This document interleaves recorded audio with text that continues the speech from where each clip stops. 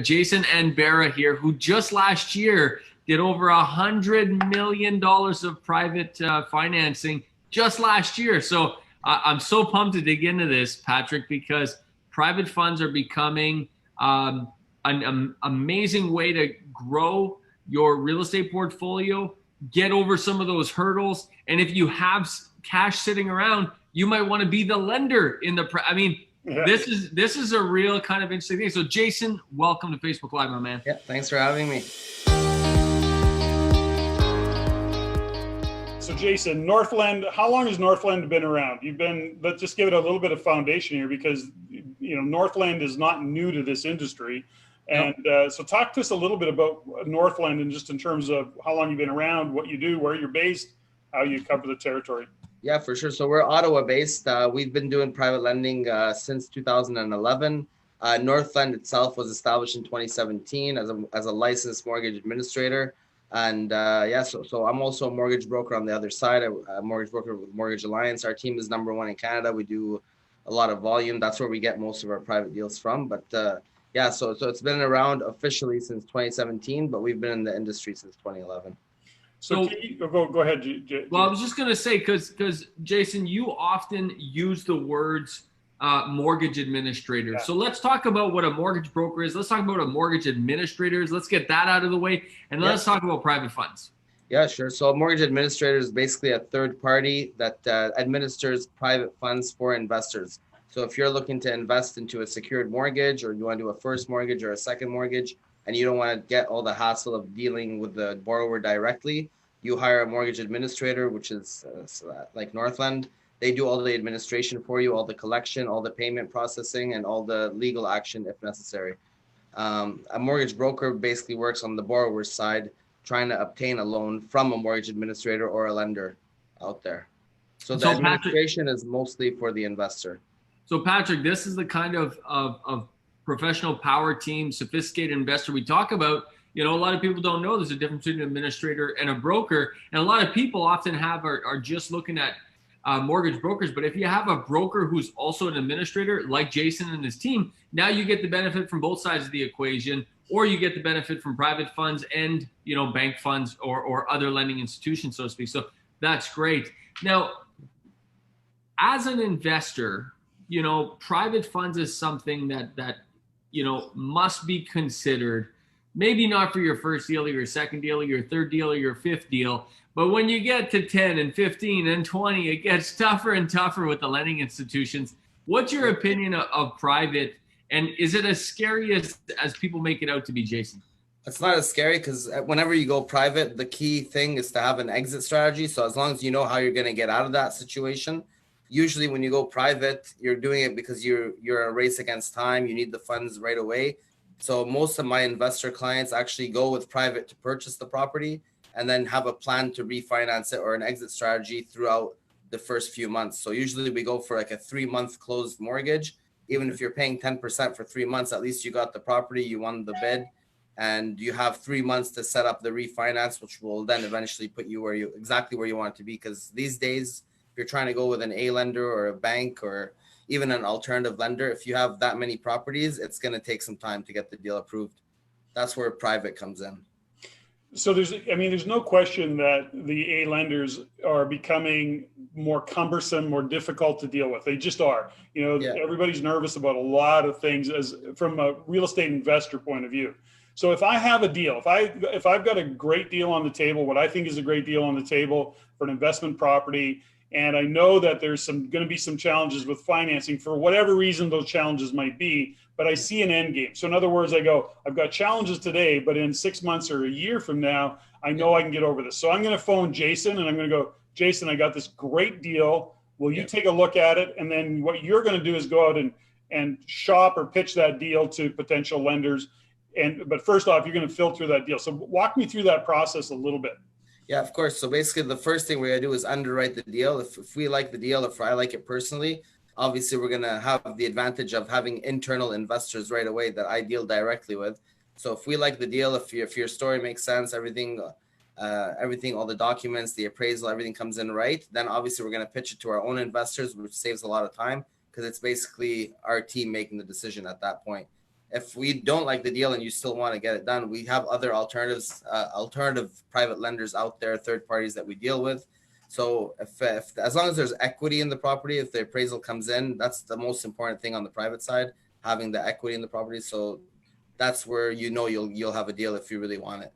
So I just want to ask one question. Just so in terms of, because we got to get back, I want to get down to rates and the math, et cetera. But how long would it take to, if a deal's right there and you've got the equity you need, how long does it take to turn a deal? It's honestly within 24 hours. Wow. It doesn't take that long to figure out if a deal is good or not. And we have investors waiting for deals. So but time is always of the essence. That's one of the reasons people go private. Right. This Jason said something interesting there, and I want to just slow it down because I see how people can misunderstand. What's different about Jason and Northland is that they can underwrite the deals themselves. Yeah. And that's very unique. Most times brokers might be able to connect you with the private investors, but in your case, Jason, your team is making the decision. You have investors that have said, I trust you with this money. Go ahead and invest it as you see fit, as long as I get my return. So that's a big difference between you and a lot of other people. That's why a you huge can move a deal. advantage that we have for sure. And it's not us making the final decision. Our job is to underwrite it. We still present the offer or the package to the investor to make the final decision. So there's companies out there like mortgage investment corporations where you just give them your money and you get a 7% return. With us, it doesn't work that way. We underwrite it. Once we finish our underwriting, we present it to you. And if you're okay with it, then we proceed. I see. Yeah. Wonderful. That's absolutely fantastic. Now, first and foremost, the questions going through everyone's mind is, I live in Winnipeg. I live in Grand Prairie. I live in da-da-da. You're in Ottawa, Jason. Can you help us anywhere in the country? So let's get to that first. Yeah, 100%. So we've done deals in Halifax all the way to Vancouver. We've done in Quebec and Ontario and Newfoundland. So we're national. Very cool. Because that, Patrick, is another huge edge. I've done a lot of private business over the years, but usually private investors really stay close to home. I mean, they only invest in what they absolutely know, typically in a small community. This is different. I mean, you guys represent the entire country, which is massive. Yeah, so we have a bulk of our deals. I'd say 90% of them come from Ontario, obviously, because this is the market that we're in. However, we do have investors throughout the country that don't want to be involved with the borrowers. So they literally just hire us to administer the mortgages that they've picked and choose themselves as well. So, we're always surprised. I mean, we're a national organization. We've got RAIN members across the country. We've got some very sophisticated investors across the country that actually they tap into private funds. It's actually, that's the way they do it. JG, you're more likely to go to private funds these days first before you go anywhere, given what you do. But not everybody understands private funds. And one of the reasons is they immediately tell themselves a story. I can get 1.99 at the bank and you're charging me 10, 12, 14, whatever the numbers are. Yep. So how do we how do we get a message to people that private money works and some of the most successful real estate investors in the world actually use private money? So how do we get that message across to people so that they look at this as an option and understand that it's a real option? It works. Yeah, of course. Well, private money is competitive right now too, so it's not as expensive as it used to be. You can get private money as low as 5 or 6%, which is where the banks were not long ago. So the benefit. So I just want to point something out. In 2001, when I started investing in real estate, I was paying I think what my rate was either 5.8 or 6.2. And I was doing deals with the A lenders back then and going, awesome. And then the rate went to like 5%. I'm going, woo, right? Like, and now we're looking at it going, 5%, that's ridiculous, right? Well, anyway, perspective, right? Yeah, and the most important thing about private is the amount of time that you're seeing, because the most important thing is to get the deal done. So especially in the markets that we're having right now in Ottawa and everywhere surrounding, I guess, you're in a bidding war every single time. Time is of the essence. So you don't really have time to go and shop around. If you're an investor, if you're buying a multi-unit building and you're competing against 5 or 6 others, timing is going to be one of the factors that's going to get you the deal. So that's where private comes in as well. But at the end of the day, there has to always be whichever broker you're dealing with there has to be an exit strategy, because it won't make sense unless you know how you're going to get out of it. Now, Jason, can you just said the words multifamily. Does that mean that you can help our investors with single family duplexes, threeplexes, and even bigger buildings, 6, 8, 10 units? Yeah, we range between, I'd say, like $50,000 second mortgages up to $5 million commercial deals. So anywhere in between. Wonderful. Well, yeah. What I want to slow it down, Patrick. The three of us are talking about this like it's everyday business, because it is for us. But somebody watching this is maybe coming at them a little differently. I want to stress the importance, Patrick, to our viewers, the importance of track record in real estate. What I mean is this: you buy a building, you get it privately financed, you then keep it private for a year, 2 years. You now have a track record of tenants, rent payments. You have a track record of appreciation. You have a track record of cash flow. That makes all the difference in the world to many banks, B lenders, A lenders. 100%. Then you could refinance. That's classic, Jason, isn't it? In terms of an exit strategy? And there's a lot of construction financing that goes private. So your biggest nightmare would be to go through a bank when it comes to construction. There's a huge demand for a lot of construction. Like I know here in Ottawa, everything is growing. So it's much easier to go and have full control of your construction project through private lending than to deal with a bank where they choose the inspector, they choose the lawyer, they choose the appraisers. And then if you request funds, it takes them 2 weeks to get it to you, because the last thing you want on a job site is for the workers to stop working. So that's where another advantage of private lendings. When it comes to construction, that's a huge boom that we're seeing right now. So of course the real advantage is that if I find a deal, let's just keep it really simple. I find a bungalow, it's 1,200 square feet. It's got some form of a suite, or I know I can suite it. I've got a motivated vendor. So I go and I'm saying, holy cow, I can buy this unit for $375. It's going to cost me $100,000 to upgrade it, but then it's going to appraise for $500, whatever the numbers are, right? But that's really what you're looking at. Now, if I go to the bank for that, try and get to a bank, they're going to look at it and say these numbers don't work. If I get private lending, I can then go in, get that property, bring it up to speed, then go to the A bank. That would be my exit strategy. Once it's complete. So what we would do an as-is appraisal the way it is right now, and an as complete. So we'd show the appraiser, this is what we're planning to do, appraise it as if it's all done. That way we already know how much equity we're going to have before we even start. And then once the construction is complete, you already know what the final value is going to be. That's when you start the refinance with the bank.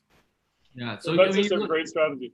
Yeah, you're looking at anyone interested in the Burr method, fix, flip, and sell, fix, flip, and hold, fix, flip, and refi. I mean, these are all fantastic strategies that often financing gets in the way and people get shut down around the private. Very, very, very important to have a Jason in your arsenal, let me tell you.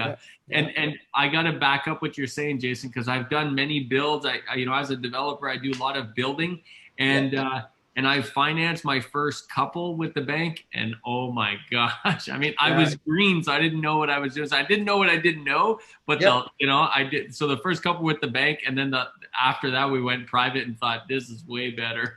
As long as you stick to the schedule, because as long as you have a timeline and you stick to it, that's all that matters. Yeah. The other thing too, Patrick, is I heard Jason say the words exit strategy and story. What's the story with this property? What's the exit strategy with this story?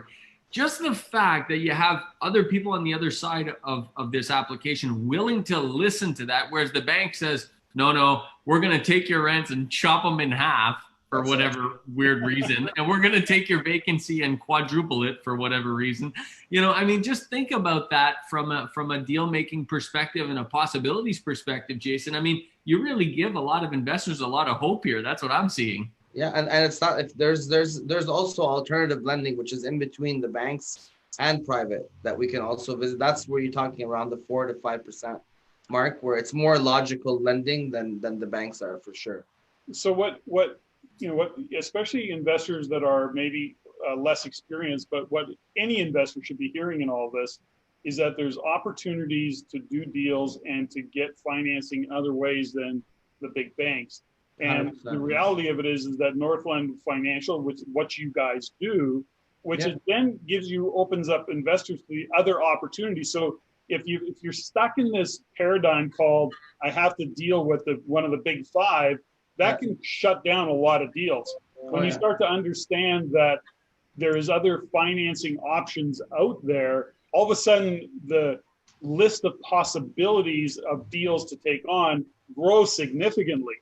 And then it's I actually have 64 lenders that we can reach out to other than private.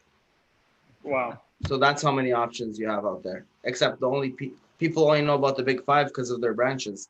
Everyone else is a monoline lender that only does mortgages. So unless you're dealing with them, you'd never hear from them. And so this is such an interesting thing, JG and Jason, is because it's, this is really what happens is as investors, we can be very creative because we're actually looking for opportunities that we can then leverage, whatever it might be, a motivated vendor, a property that's under rented, something that needs to be, have some lipstick and rouge, whatever it is. We see the opportunity, and then we run into this wall called qualifying at one of the major banks. And then all of a sudden our whole world just shrinks. Yet, and major banks have made it so limited. Like they limit you, most of them, to 5 properties. So once you go over 5 properties, you go to their investor commercial department, and then it's almost impossible to get anything done. So tell me something in your process with Northland is that if I'm going to come to you and if I got a deal, so I'm going to go through whatever application process that you require. You're going to say, okay, give me this, this, and this, and this. Got it. Okay. Now, then I do that. I qualify. I exit. I turn the deal, or whatever the case may be. Mm-hmm. Then am I then on your file as, okay, so let's say I hit it out of the park. I hit all my marks. I do everything I say I'm going to do. Now I come to another deal. Am I jumping through all of the same hoops again with you? No, or is of course not. We keep everything on file. We have to by law for 6 years to 7 years. So usually when you come to me with a file, that means you're coming to the mortgage broker, Jason, that's going to take it on to the Northland investors. So we keep all your information on file. The application is saved in our systems and our softwares. So obviously the first time around, we're going to ask for a lot of documents up front. However, we can use those documents again in the future.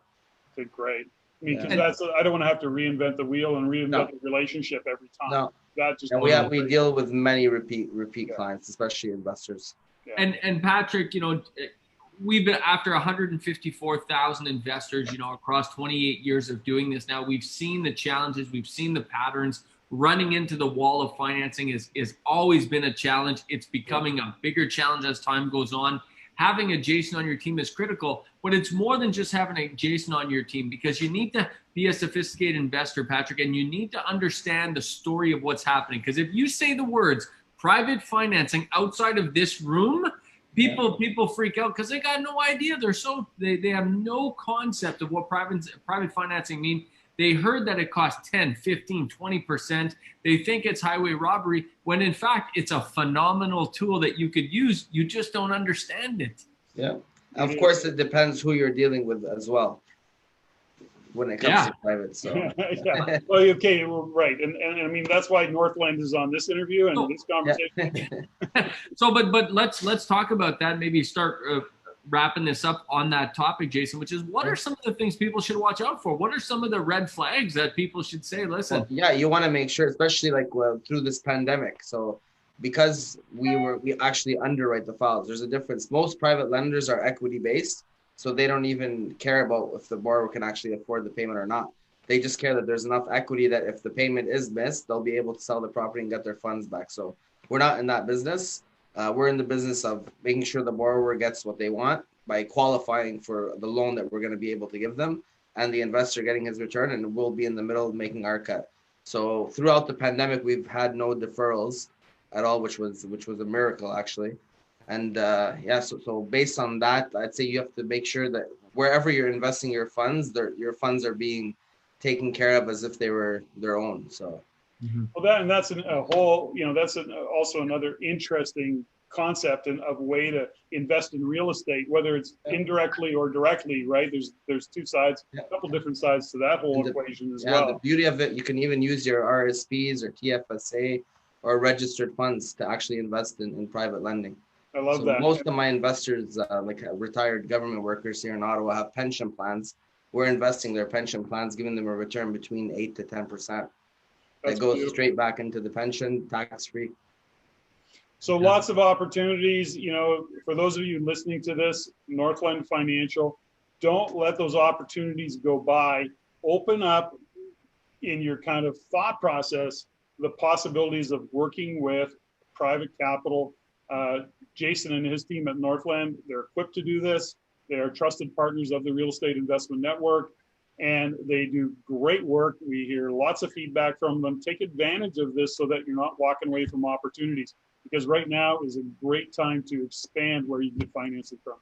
And give them, you know, I would say, Patrick, give Jason a call, find out, you know, it may be scary to you, private funds, but it's not scary to him. Give him a call, have him walk you through what it looks like and to see if it makes sense. Jason, you know, you've done so much of this, $100 million last year. You're able to tell in a split second if it's going to be accepted by the investors. So quick phone call. Jason, here's the numbers. 100%. Here's the shakedown. And the answer is yes or no. That's it.